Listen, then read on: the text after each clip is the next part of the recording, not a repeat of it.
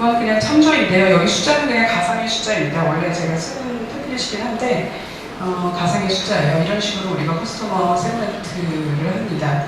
이거는 이제 왜냐하면은 예전에는 이거를 사실 한 15년 전 이럴 때는 이런 거 없이 그야말로 모두 고객들한테 똑같은 얘기를 했어요. 근데 이제 아무래도 사업도 다양화되고 뭐 고객분들도 굉장히 앞서가고 계시기 때문에 어떤 고객이 현재 어떤 상황에 있으신가에 따라서 저희가 다른 메시징을 해야 됩니다. 그래서 지금 그 고객이 어떤 사이즈의 회사이고 그다음에 뭐 어느 정도 우리가 그 고객하고 거래가 있었고 이런 부분들에 대해서 쭉 이제 현재 고객이냐 화이트스페이스냐 아직 안 들어간 고객이냐 그래서 우리가 어느 정도 고객들을 커버하고 있는가 그다음에 그 세그멘트에서 우리가 얼마나 더 많은 매출을 올릴 수 있는가라는 거에 대해서 쭉 사전 분석을 하죠. 네. 그러면은 그래서 이런 택틱들을 쓴다라고 말씀드렸는데 그러면은 쭉 들어보시니까 뭐 B2B랑 B2C가 별로 크게 다르지 않네 이렇게 생각이 들으셨을 거예요. 실제로 택틱면에서는 제 생각에도 크게 다르지 않을 것 같습니다. 근데 제가 아까 앞서 말씀드린 것처럼 저는 B2C를 해보지 않았기 때문에 B2C가 어떻다라고 말씀드리기는 어려울 것 같고요. B2B는 어떻다에 대해서 말씀드릴 수 있을 것 같아요. 제가 받은 이메일 중에서 얘기를 해도 되는지 모르겠는데 스타벅스에서 저런 메일을 받았어요. 뭐를 이렇게 클릭해서 뭘 하면 뭐 싸게 해주고 뭐 반 깎아주고 뭐 이런 프로모션이잖아요. 그래서 제가 생각할 때는 B2C에서 하는 저런 마케팅 캠페인들은 직접적으로 저 회사의 매출에 큰 영향을 줄 것 같습니다. 제 생각에.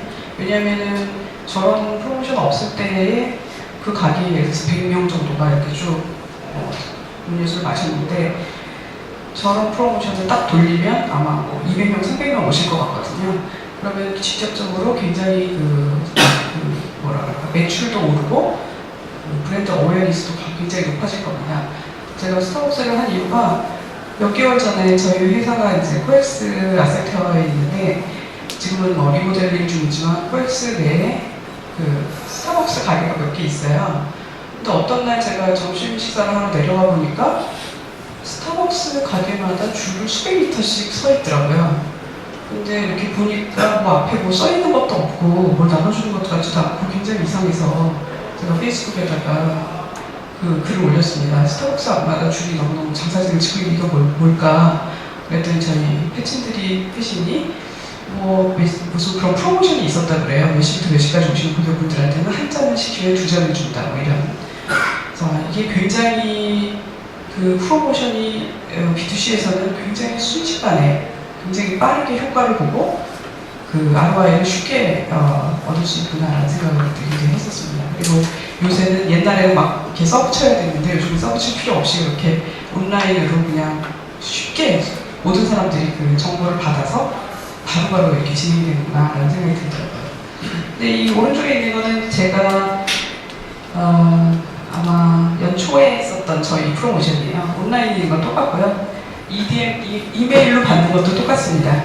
근데 여기 지금 잘 보이실지 모르겠지만 저희는 상품을 사시라는 게 아니라 그 굉장히 훌륭한 자료가 있는데 이 자료를 다운로드 받아보세요 라는 프로모션입니다. 그래서 자료를 다운로드 받으려면 클릭해서 들어갔을 때 본인의 이제 개인정보를 넣고 개인정보를 공유하겠다라는 그런 틱을 하시면 그 다운로드 받아보실 수 있게 하는 거고요. 다운로드 받으신 분들 중에 저희가 이제 선별을 해서 나중에 선물을 드립니다. 이런 내용이 들어간 건 똑같습니다. 근데 이 선물도 여러분 보이신지 모르겠지만 저희 관련된 서적이에요. 그래서 결국은 저희 쪽은 많이 알수록 고객이 저희를 많이 아실수록 저희가 매출이 연결되는 거기 때문에 일종의 이제 공부를 시키는 그런 역할을 하는 거죠. 근데 저희 고객분들은 항상 어떻게 더 발전시킬 것인가 그 IT 환경을 어떻게 더 발전시킬 것인가에 대해서 항상 고민을 하고 계시기 때문에 이런 자료를 받아보셨을 때 굉장히 그 반응이 뜨겁습니다. 그래서 이때도 아마 저희가 이메일을 한 두세 번 정도 내보냈는데 다운받으신 분들이 뭐 몇천 분 계셨어요. 그래서 그분들이 다 개인정보를 공유해 주셨기 때문에 저희가 그 데이터베이스로 올려서 그 후에 더 심도 있는 내용의 이메일도 날리고 그분들한테 더 중요한 정보들을 드리고 그 다음에 보시라고 해서 실제로 이제 얼굴 마주보면서 얘기도 나누고 이런 식으로 해서 아까 말씀드린 그 제너레이션 다음 단계로 넘어가는 그런 역할을 했었죠. 그래서 약간 다릅니다. 이거는 저희는 왜냐하면 세일즈 사이클이 다르기 때문에 한 번 고객을 만나서 실제로 딜이 클로즈 될 때까지 6개월에서 1년, 뭐 2년, 3년 이렇게 걸리는 경우도 있기 때문에 B2C하고는 조금 성격이 다르죠. 그래서 어떻게 보면은 바로바로 이제 피부로 느껴지지는 않지만 고객이 점점 우리 쪽으로 다가오는 느낌을 받을 수 있는 그런 굉장히 즐거운 경험을 할 수가 있습니다. 그래서 제가 최근에 어떤 부분들이 가장 신났었는가를 생각해보니까 이게 가장 최근이라서 이게 굉장히 신난 기억인데요. 아까 말씀드린 것처럼 저희 CEO가 오셨었어요. 그래서 저희 CEO가 뭐 이렇게 기자분들 만나서 인터뷰도 하고 그래서 굉장히 크게 기사도 나고 그 다음에 여기 나중에 자료를 보시면 아시겠지만 잠실 롯데에 그야말로 걸어다닐 틈이 없더라고요. 이렇게 네, 한마디로 미어 터지도록 모셔가지고 이 내용도 듣고 이렇게 의견들도 교환을 하고 그런 굉장히 좋은 시간을 가졌습니다.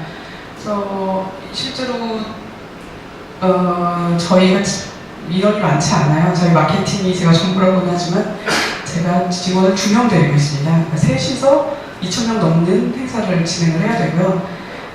이게 그냥 행사 하나가 아니라 그 안에 뭐 CIO분들을 위한 조치 안내, 기자분들을 위한 기자간담회, 뭐 1대1 인터뷰가 몇 건, 파트너들을 위한 뭐 오찬 간담회, 뭐 어떤 특정 고객들을 위한 뭐 오찬 간담회, 뭐 이런 뭐 일종의 그 서브 이벤트들이 다 그 안에 들어있어요. 그래서 그 준비는 사실은 이 미래의 감독은 굉장히 강하고요. 그래서 이렇게 성공적으로 별 사고 없이 잘 진행이 되고 나면 굉장히 이제 기쁩니다. 그리고 이제 현재는 이 오신 분들이 다들 본인들의 그런 설문지 같은 걸 통해서 어떤 부분에 관심이 있다는 걸 저희들한테 전달 주셔서 그 내용을 지금 다 데이터베이스로 올려서 저희 또 텔레마케팅 하는 분들이 있는데 이제 호주에 계세요. 그래서 텔레마케팅 하는 분들이 호주에서 국내 고객분들한테 전화를 해서 행사에 오셔서 이런 관심을 보이셨는데 저희 세일즈가 영업이 찾아가서 뵐까요? 아니면 저희 엔지니어가 찾아가서 뵐까요? 이런 내용들을 이제 확인을 하고 있죠. 거기서 이제 굉장히 많은 큰 액수의 오퍼튜니티가 나오기를 지금 기대를 하고 있습니다. 이거는 트렌드라고 해서 제가 곰곰이 생각해봤어요. 제가 처음 시작했을 때랑 지금이랑 뭐가 달라졌나 생각해봤더니 결국은 온라인 때문에 많이 변화가 있었습니다. 제가 제일 처음 고객 행사를 했던 게 제 기억에 아마 92년도 여러분이 태어나셨는지 잘 모르겠는데 92년도에 IBM에 있을 때 RS 유치원 지금은 잘 모르시죠. 지금 그 이름도 없어진 유닉스 서버 엑스포 이런 행사를 했었어요.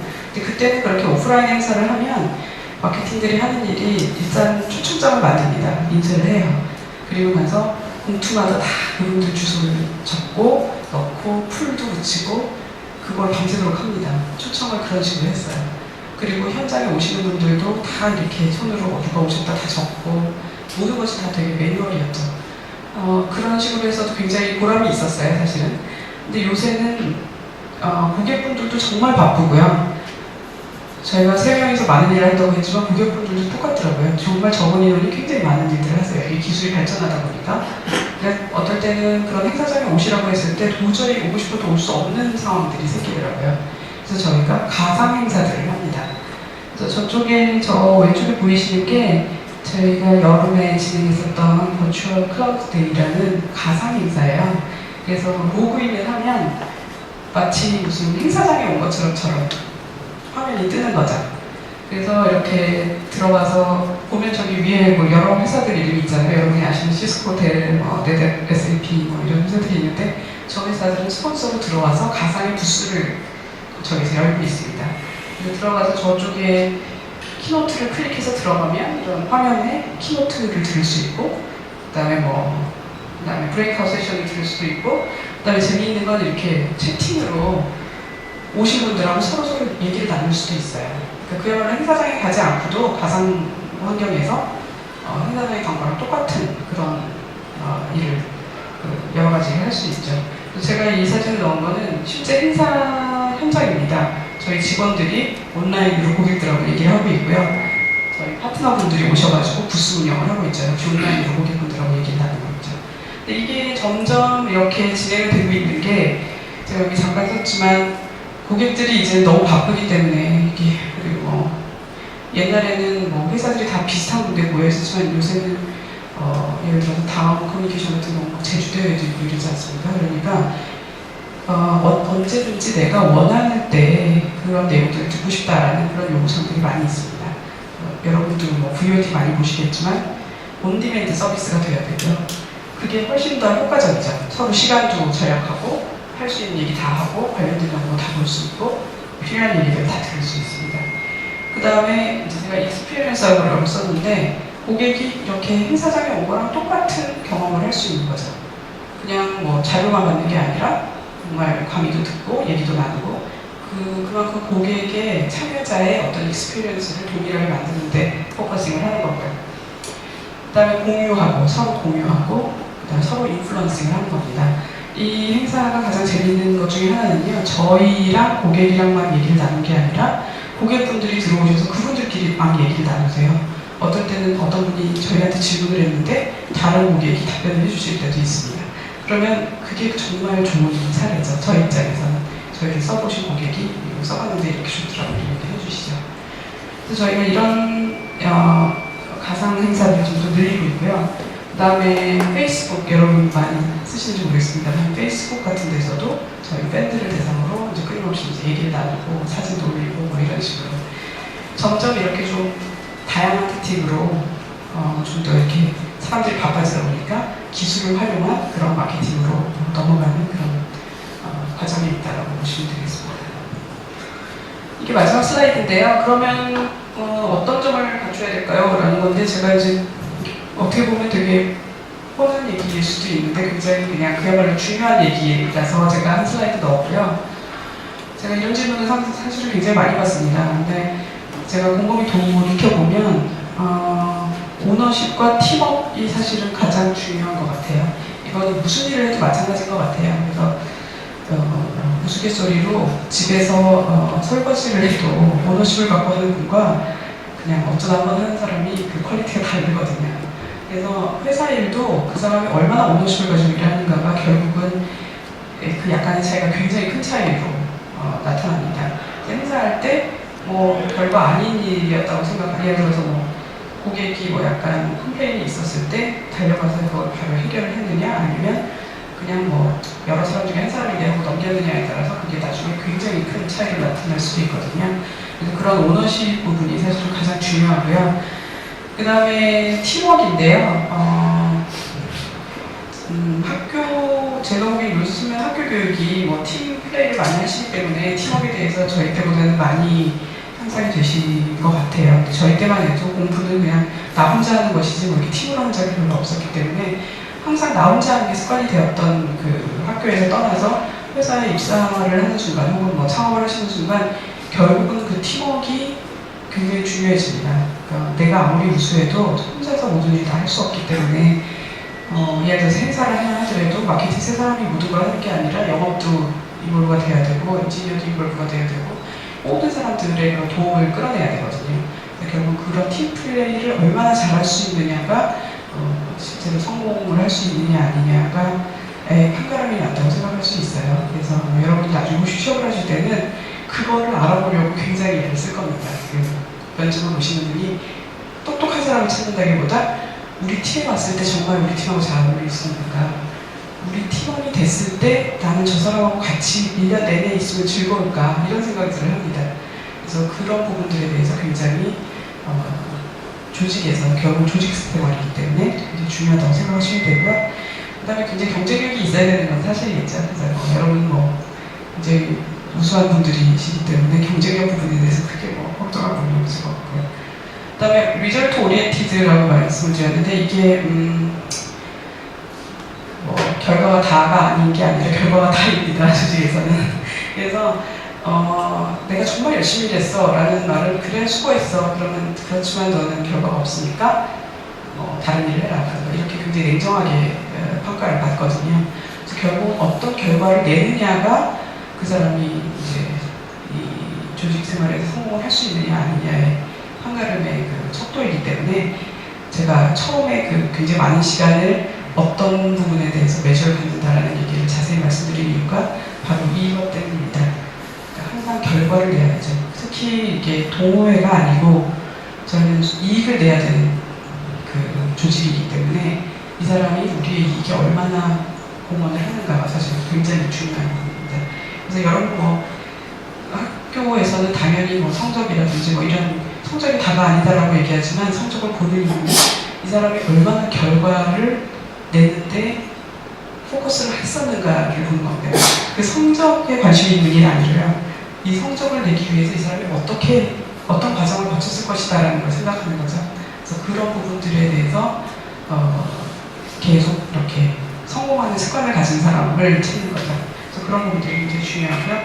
그리고 결국은 커뮤니케이션인 것 같아요.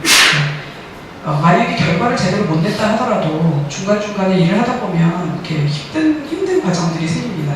내가 어떻게 할 수 없는 상황들이 생기죠. 예를 들어서 행사를 내가 반드시 1000명을 모아서 행사를 하겠다고 개런티를 했는데 그날 갑자기 전염병이 돌아서 사람들이 밖에 안 나왔다 이런 상황이 생길 수 있잖아요. 그러니까 그런 내용들을 끊임없이 서로 공유를 하고 얘기를 하고 현지 진행 상황이 어떻게 돼 있고 이런 어려움이 있고 이런 어려움이 있는데 누가 좀 도와줬으면 좋겠다 이런 어려움이 있는데 우리가 좀 이렇게 약간 방향을 바꿨으면 좋겠다 라는 걸 끊임없이 얘기를 해야 됩니다. 그러지 않고 그냥 혼자서 가지고 있고 커뮤니케이션 하지 않고 나중에 결과도 나오지 않으면 굉장히 이제 힘들어지는 거죠. 그래서 아마 여러분이 이렇게 팀으로 과제를 받으시는 것도 그런 경험치를 높이기 위해서일 것 같아요. 서로 얼마나 얘기하고 그 과정에 대해서 솔직하게 얘기하고 서로 도움을 청하고 서로 도움을 줄 수 있는가 결국은 팀워크가 이제 연결되는 그런 부분이 되겠죠. 네, 제가 준비한 건 여기까지고요.